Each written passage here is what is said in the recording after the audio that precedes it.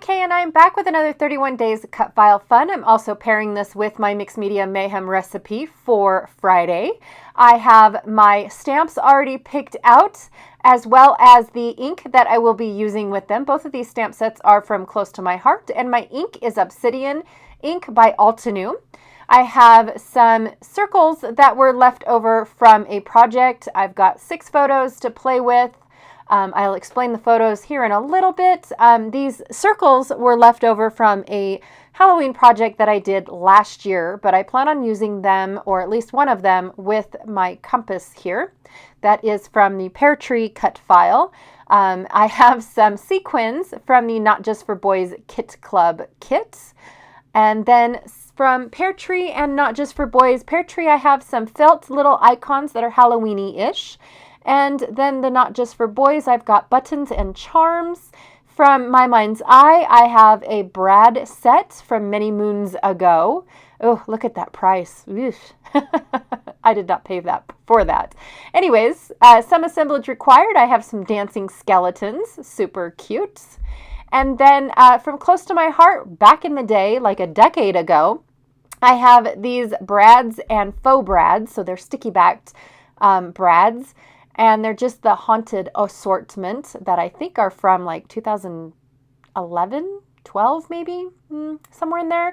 From Fancy Pants, I have this really cool acetate sheet that has some flocked spider webs on them.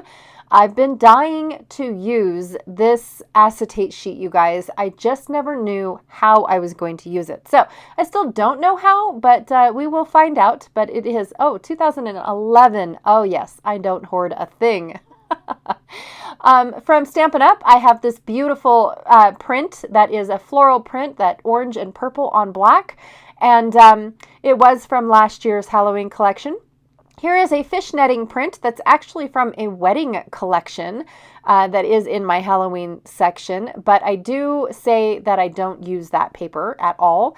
And then from my Halloween paper stack that I've been getting all of my craft cardstock from, I have this beautiful grunged polka dot that will be the base of my layout.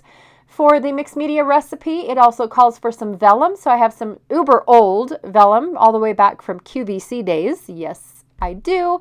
And for glitter, I pulled out my black glitter paper for this project. So not much on the mixed media portion.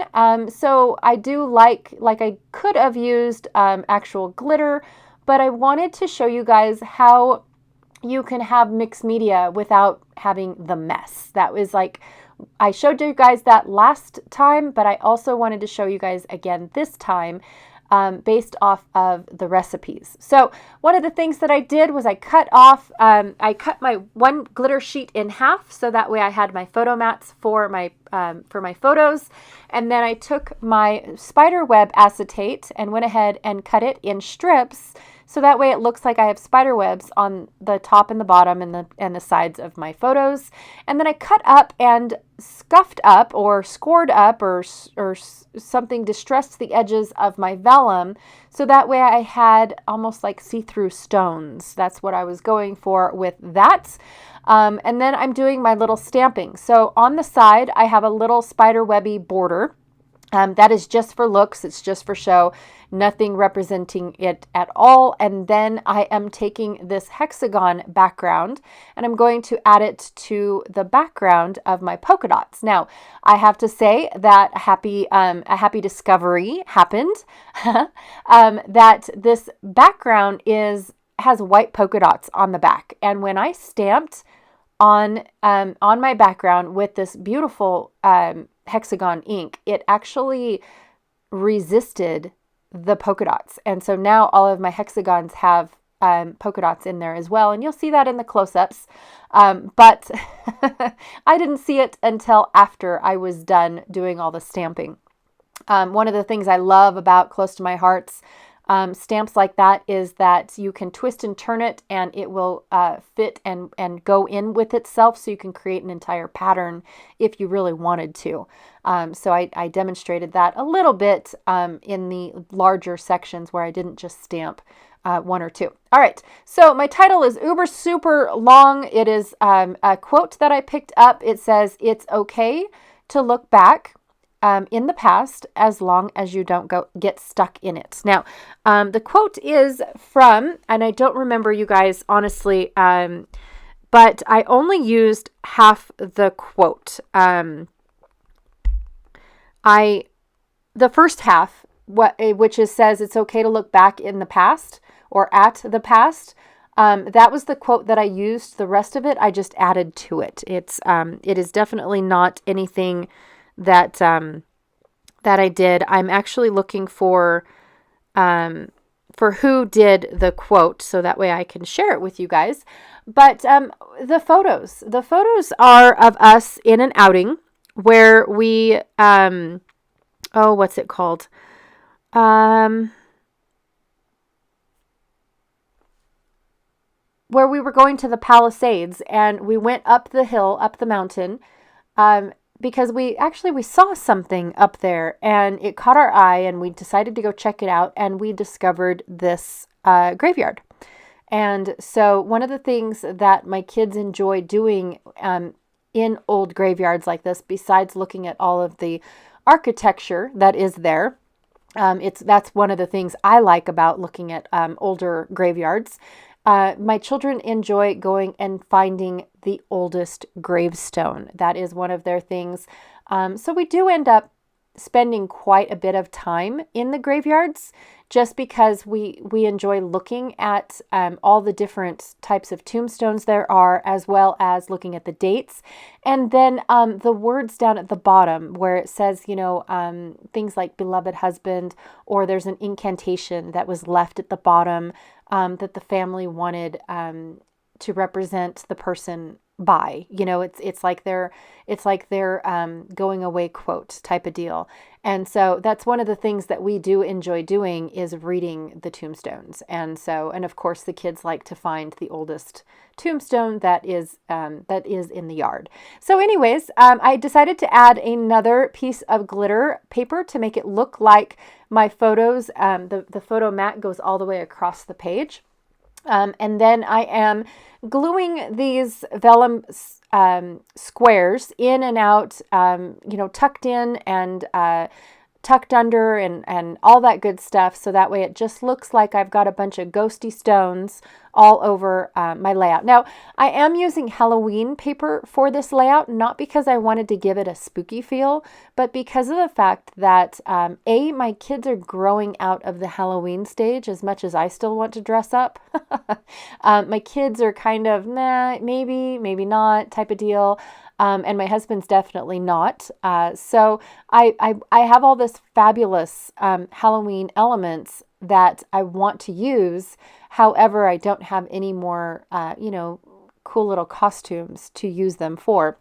So I use them for layouts just like this. I find excuses to use my Halloween product. And I feel like this is the perfect thing to use them for. So I'm taking my, to change the subject just a little bit more, I'm taking my giant compass that I shrunk down to 3 inches, by the way. Actually, no, I lied. This is 4 inch. It's a 4 inch. No, it's 3. It's 3 inches, 3.5. Somewhere in there like that. Just because it comes in as a giant compass doesn't mean that you cannot resize it and play with it to see what your machine can cut, in all honesty.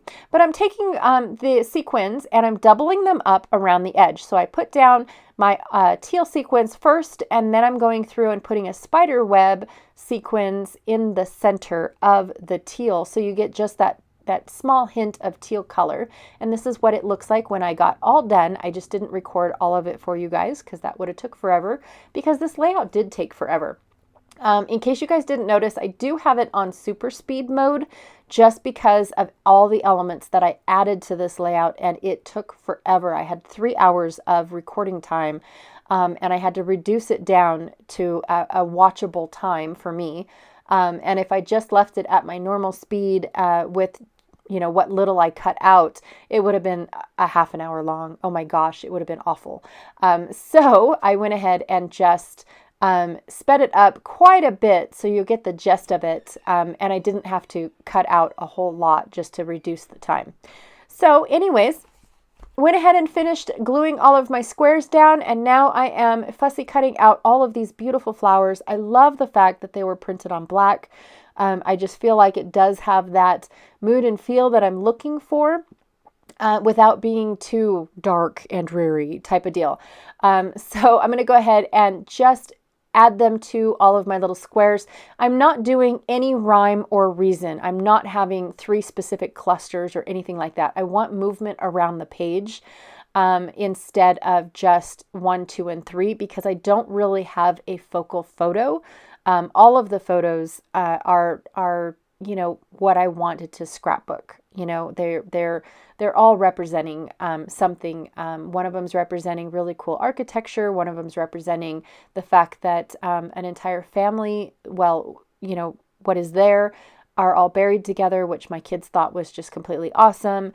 One of them's representing the oldest tombstone. It's everything. There is no one and done focal photo. So when I do the clusters, the 3 clusters, I feel like I'm trying to draw your eye over to the focal photo. Whereas this one here, to us, they're all focal photos. They're all just as important as the next one. And so I wanted your eye to be moving around the page constantly. And so when I do that, it's basically my elements, my decoration, end up becoming the background. So my entire page becomes one huge giant embellishment, because I want that to be the whole idea. I want your eyes to keep moving across and don't get focused on just one photo. So anyways, adding my title, I went ahead and did it on 2 lines. And what I do to see where I want different letters or different alphas is the fact that I put all of it, I spell out my entire title all in one alpha set. And then I go through and decide what words do I want to be stuck out. What words do I want them to be memorable? And when I looked at it, I thought at first it was past, and past, and then don't get stuck. And that's what I was going to have as my larger words. But then I realized, I said, look back, and then don't get stuck. So it's okay to look back, just don't get stuck. Don't freeze in the backwards position type of deal. And so, but that's what I do when I am looking for, trying to figure out how I want my title to have movement, or different letters and whatnot.